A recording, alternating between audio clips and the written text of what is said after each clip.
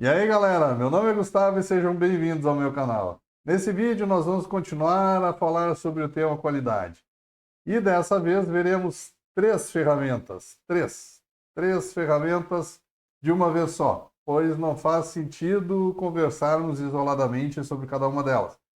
Espero que vocês aproveitem bastante o conteúdo desse vídeo. Tem muita informação aqui e é mais um vídeo do canal Projeto Análises Clínicas.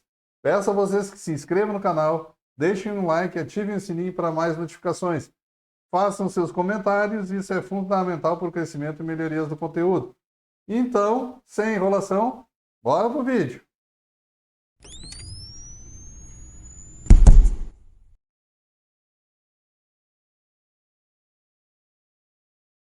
Então, amigos verificadores e verificadoras, fanáticos por regras, a palavra dessa vez será Pareto.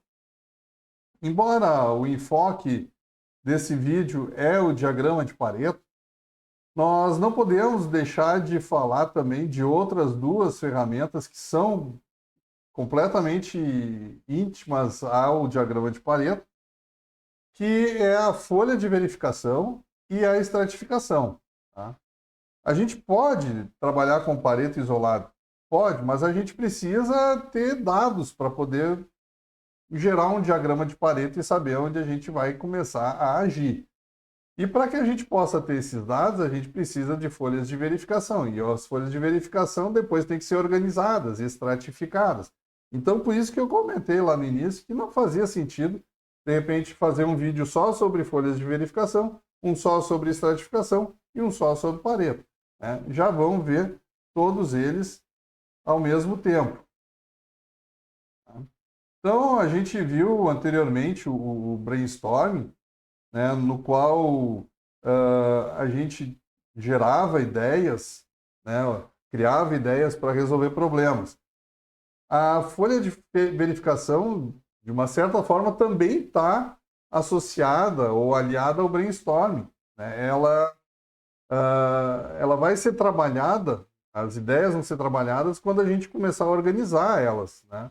E isso estava lá na parte do brainstorming quando a gente viu a associação das ideias, a organização das ideias. Então, eu vou botar aqui um exemplo que eu encontrei baseado numa equipe de pizzaria, né, só para a gente ter uma noção a respeito dessas ferramentas. Tá? Então, já no formato do resumo do brainstorming, essa, basicamente, essa forma de visualizar é uma ficha de verificação, porque ela atende alguns itens. Tá? O que ela tem aqui que a gente pode comentar, que a gente pode falar? Tá? Por exemplo, ela está dizendo aí quem são os participantes, quem foram os participantes. Então, tem a Ana, tem o Bruno, tem pelo menos aí umas 10 pessoas que participaram do brainstorm. Né? Quando é que foi feito, qual foi o tempo mínimo, o tempo máximo, tá? E quais foram os critérios de peso? Os critérios de peso já são dados lá no finalzinho do brainstorm, quando as ideias já foram geradas e a gente precisa pontuar essas ideias. A gente precisa saber em que momento que essas ideias podem ser aplicadas ou não. A gente viu que mesmo que as ideias sejam malucas ou absurdas, elas são ideias e devem ser ditas. Né? E quando elas são talvez não malucas, talvez mais palpáveis, elas também vão estar ali presentes. Né? O brainstorm não se faz só com ideia doida, é ideia normal também que a gente utiliza. Então, aqui está listado pelo menos 6 ideias que as pessoas tiveram e 2 delas mostraram pontuação acima do esperado. Ou seja, em cima dessa pontuação é que vai se começar a trabalhar. Então, o que a gente tem aqui? A gente tem as ideias que foram elencadas, pelo menos essas 6 ideias, os participantes, um critério que foi gerado, e a gente viu ali que tem 2 que foram as eleitas, as escolhidas para começar a trabalhar. Essas 2 já são uma forma de estratificação. Então, a gente tem uma ficha aqui de avaliação, uma ficha de verificação e uma estratificação. Né? Então, nesse tipo de ficha, né, a gente fica sabendo de várias informações, isso é praticamente um resumo, né, em relação ao que aconteceu no brainstorm. Tá? Então, vamos supor assim que, de repente, eu tenho então duas ideias que foram aprovadas e o resto reprovado. Significa que essas ideias que foram reprovadas, elas nunca vão ser utilizadas? Talvez não, né? Porque junto nessa folha de verificação tinha uma meta ali, que era o problema que eles tinham, né? Que estava lá como descrição do problema. Aumentar em 15% as vendas da pizzaria. Vamos supor que com essas duas ideias que foram aprovadas, que tiveram essas pontuações de 42 e 39, né, não cheguem ao patamar dos 15%. Então, o que é que a pizzaria vai fazer? Ela vai fazer um novo brainstorm? Não, ela não tem que fazer um novo brainstorm, ela simplesmente vai pegar aquela pontuação reprovada ali de 31 pontos e pode ser colocada também como forma de alcançar a meta. Então, mesmo eles tendo gerado uma estratificação, né, visto quais são as ideias por quais eles vão começar, ideias que foram aprovadas, reprovadas, não quer dizer que, né, uma ideia reprovada não seja colocada em ação caso seja necessário. A partir desse momento em que a gente já tem as ideias, que a gente já estratificou as ideias, que a gente já sabe por onde vai começar a trabalhar, né, a gente vai ter que, obviamente, botar um plano em ação, a gente vai ter que agir, a gente vai ter que checar novamente e, com isso, a gente vai verificar se chegou no objetivo, se chegou na meta, né? E tudo isso aí, obviamente, por tempos determinados, pessoas que vão fazer. Então, de uma certa maneira, eu estou falando aqui que não dá para fazer também só isso, né? O diagrama de Pareto, ficha de verificação, estratificação, sem depois pensar num PDCA, num SDCA, num DMAIC, num 5W2H, né? Que são outras ferramentas que ainda a gente vai conversar com o passar dos vídeos. Tá? Então, a gente tem muitas ferramentas de controle de qualidade que vão ser colocadas ou dispostas para que a gente possa trabalhar. Mas nem sempre a gente vai conseguir trabalhar isoladamente com uma, né? Às vezes uma vai depender de outra, às vezes uma vai fazer mais sentido em um determinado momento da qualidade, outra talvez mais sentido em outro momento. Então, esses outros temas, essas outras ferramentas a gente vai abordar, né, em outros vídeos. Agora vamos começar por folha de verificação mesmo, né? Então, ela consiste basicamente num dos métodos mais simples das ferramentas de controle da qualidade.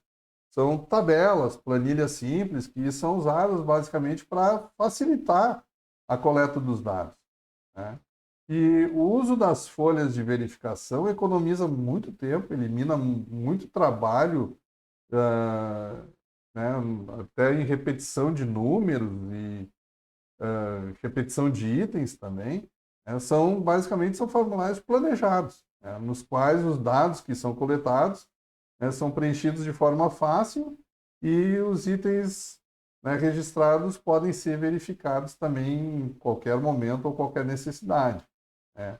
É uma ferramenta que vai ter como finalidade confirmar a presença de um determinado problema ou uma causa dele, tá? Então, é importante constar alguns itens, né, por exemplo, o local onde ela está sendo aplicada, quem está coletando os dados, quais são as especificações, né, que vão estar contidas nessas folhas de verificação, né? Então, existem diversos tipos de listas ou folhas de verificação a qual melhor, cada qual melhor adaptada, na verdade, para a finalidade que vão se destinar, né? Porém, a ideia básica é sempre a mesma: agrupar os fatos em dados ou classes, tá? Então, para ser usada com efetividade, é importante ter a concepção clara do objetivo da coleta dos dados, né, e dos resultados que a gente quer com ela. Então, a gente tem pelo menos 4 tipos de folhas de verificação bem comuns. A folha de verificação para distribuição de um item de controle, uma folha de verificação para uma classificação ou para localização de defeitos, ou até mesmo para identificação de causas de defeitos. Então, vamos ver alguns passos de como a gente pode fazer uma folha de verificação. Tá? A primeira coisa, quando a gente pensa numa folha de verificação, a gente tem que escolher um tipo de folha de verificação que permite um fácil preenchimento, né? Organizar conforme as necessidades da organização do setor no qual será feita a coleta de dados. Se a gente fizer uma ficha ou folha de verificação muito rebuscada, muito cheia de nhenhenhen, na verdade, as pessoas que vão fazer as coletas de dados vão ficar com dúvidas, muitas vezes, de como colocar esses dados. Então, ela tem que ser bem simples. Por exemplo, essa aqui que está descrita na figura. Está lá, como causas de problemas provenientes do setor de coleta durante o período de 1 mês no setor da bioquímica. Então, a gente já definiu aí aonde vai ser coletados os dados, que vai ser no setor de bioquímica. A gente já basicamente definiu um tempo, um período, né? Vai ser coletado durante o período de 1 mês. Quem vai coletar, está ali a supervisão, mas a supervisão pode designar qualquer outra pessoa dentro do setor para fazer a coleta de dados, né? E está lá também a frequência de como coletar esses dados. Está ali, assinalar sempre que ocorrer. Tá? E a ocorrência. Na ficha de verificação, as ocorrências não estão descritas como estão ali, bonitinha, 1, 2, 3, 4. Tá? Nas fichas de verificação, esse item ocorrência, ele vem em branco. Vem em branco por quê? Porque qualquer problema que a gente coletar como não conformidade, diferente desses aí, tem que ser registrado. Tá? Então, ela está como exemplo, né? E aí, como exemplo, eu gerei 4 ocorrências que às vezes podem acontecer no setor de coleta. Tá? Então, está lá como ocorrência o tubo sem etiqueta, o código de barra mal impresso, material mal centrifugado ou material inadequado. Poderia ter outros tipos de ocorrência? Claro que sim, né? Material insuficiente, talvez, como outra ocorrência. Ou então o tubo incorreto na hora da coleta, né? O material precisava ser soro, foi coletado num tubo de EDTA, né? Ou vice-versa, precisava ser EDTA e foi coletado em tubo de soro, né? E está lá a frequência, né? A frequência do tubo sem etiqueta foi 2 durante o mês, né? 3 códigos de barra mal impressos, 6 mal centrifugado e 3 com material inadequado. Isso gera um percentual. Muitas vezes o número absoluto pode ser o suficiente também para a gente se basear. Tá? Mas como a gente vai associar isso aí a um Pareto, e o Pareto ele também trabalha com percentual, é bom que a gente também faça ou coloque um percentual na ficha de verificação. Tá? Então, ao lado ali a gente tem o quanto que isso afetou no percentual de todo o mês entre todas essas não conformidades. Então, com base na folha de verificação, foi feita essa folha de verificação. O que poderia ser feito agora? Poderia ser feito até um brainstorming de novo. Tá? Porque o que acontece? Agora a gente tem aqui 4 não conformidades. A gente poderia fazer 4 brainstorms. Né? Cada qual para resolver uma não conformidade. Tá? É lógico que vocês podem pensar que a gente tem que resolver todos os problemas que foram listados. E vocês estão completamente certos. Tem que. Tá? Só que a gente não pode despender todo o nosso tempo de rotina laboratorial, né, ou até mesmo em outra empresa, só resolvendo problemas. A empresa precisa crescer fazendo o seu serviço. Né? Então, a gente tem que escolher por onde vai tratar as nossas não conformidades. Né? Ou seja, qual vai ser aquele problema da pizzaria, por exemplo, que vai ser escolhido como aprovado ou reprovado para trabalhar. Só que aqui a gente não quer um aprovado ou um reprovado. Aqui é um problema. Tá vindo o tubo sem etiqueta, ou está vindo com tubo com código barra mal impresso, ou seja, está vindo de forma que não deveria vir. Isso atrasa, de repente, o nosso processo de rotina. Tá? Então, a sugestão seria, obviamente, tratar todos. Dá para tratar todos ao mesmo tempo, Não, a gente às vezes tem que escolher um, dois ou talvez três e deixar o outro para um momento em quando o primeiro, o segundo e o terceiro já foram resolvidos, né?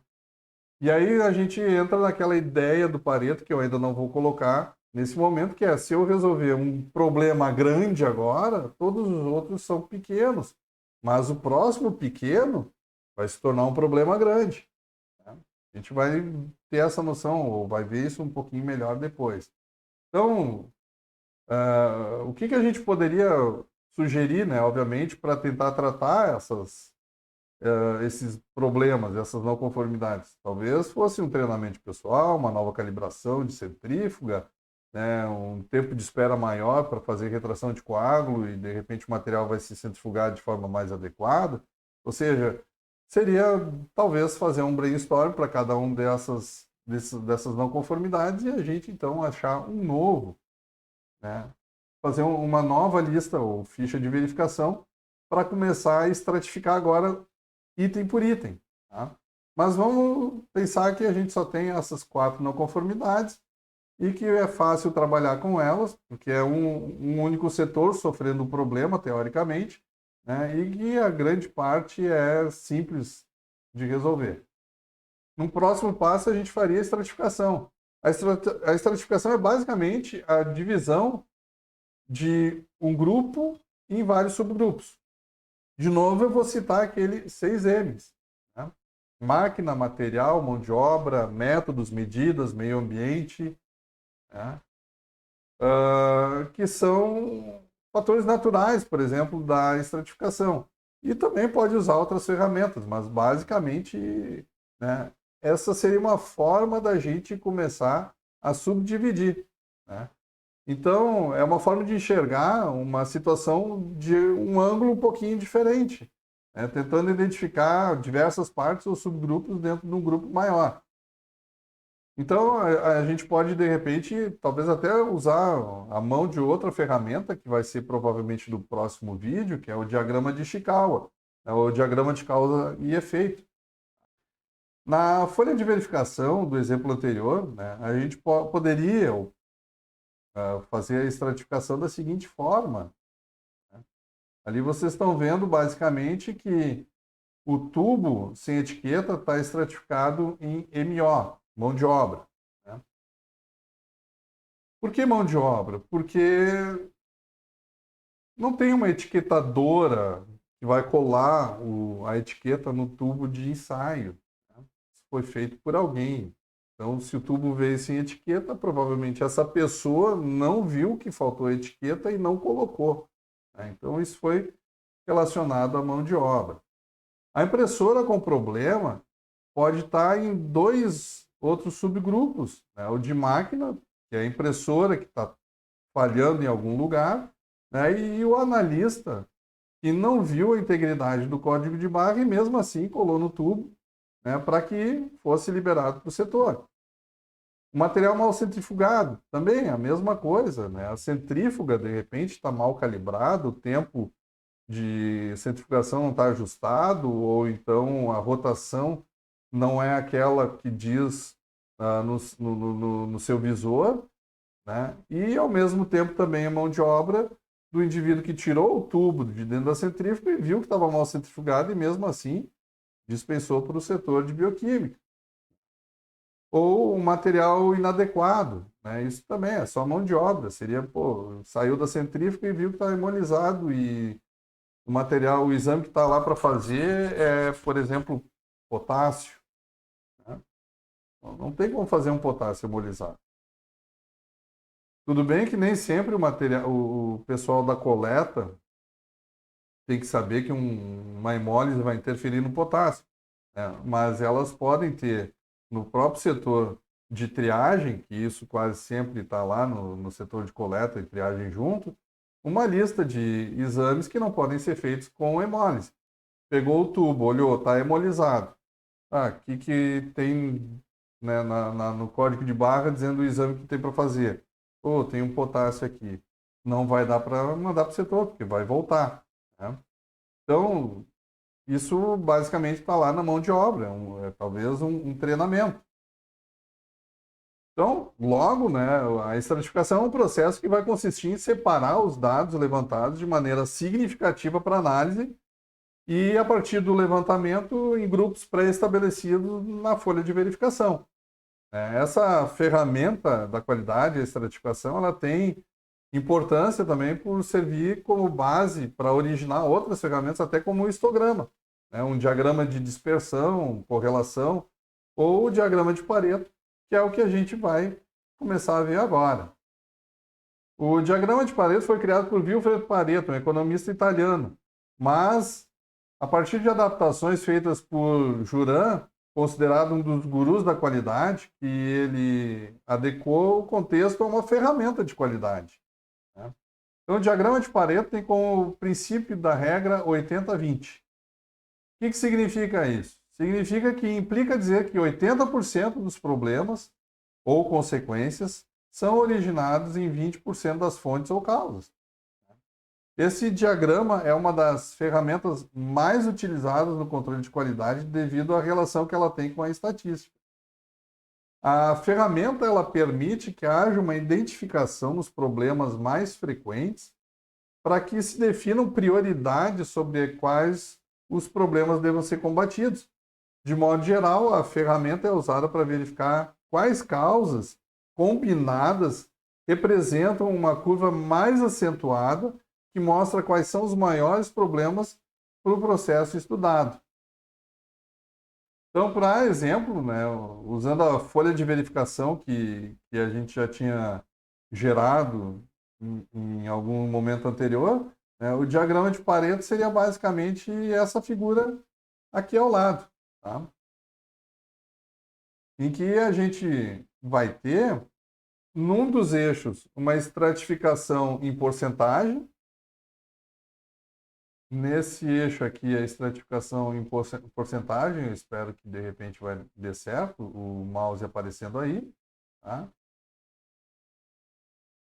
No outro eixo, a quantidade de itens, tá? No eixo do X, quais são os itens, e eles estão estratificados em ordem de prioridade, de crescimento, né?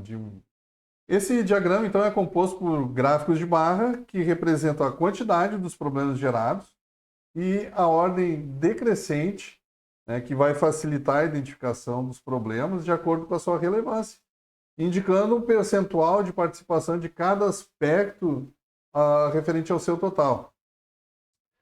Essa técnica ela prioriza a investigação de determinadas áreas de maneira a focalizar nos problemas mais urgentes, né, e com maior participação.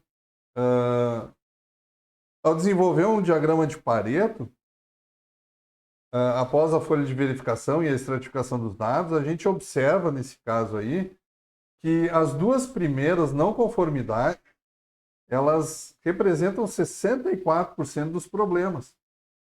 E as três primeiras não conformidades representam 85% dos problemas. Então, logo, os esforços devem se concentrar no tratamento desses, né? Contudo, a gente não vai esquecer de fazer o tratamento da quarta não conformidade, que é a menor, tudo sem etiqueta. Então, basicamente, o que a gente teria que fazer? Vamos pensar que o material mal centrifugado está relacionado ao treinamento do pessoal.